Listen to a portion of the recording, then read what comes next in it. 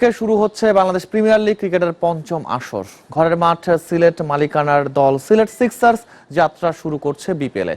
স্বাগতিক তকমা নিয়ে সিক্সার্স মাঠে নামবে চ্যাম্পিয়ন হওয়ার স্বপ্ন নিয়ে। এছাড়া দেশের ক্রিকেটের জন্য সিক্সার্স শুরু করেছে future sixers bowler hunt campaign. Sylhet আন্তর্জাতিক ক্রিকেট স্টেডিয়ামে স্বাগতিক হয়েই মাঠে নামবে সিলেট সিক্সার্স। লাগলে বাড়ি বাউন্ডারি এই স্লোগান নিয়ে এবারের বিপিএলে নিজেদের মাঠেই বাজিমাত করতে প্রস্তুত দলটি। সেই সাথে দলের আগামীটাও বাস্তবে দেখছেন সংশ্লিষ্টরা।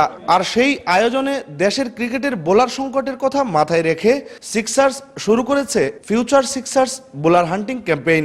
এ আয়োজনের সারথি পাকিস্তানের সাবেক ফাস্ট বোলার ওয়াকার ইউনুস আশাবাদী খুদে বোলারদের নিয়ে।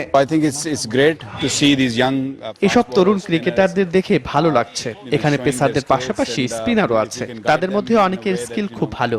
সঠিকভাবে তাদের গড়ে তোলা গেলে সিলেট সিক্সার্সের কাজে আসতে পারে। তাছাড়া ভবিষ্যতে দেশের ক্রিকেটেও অবদান রাখতে পারেন এসব তরুণরা।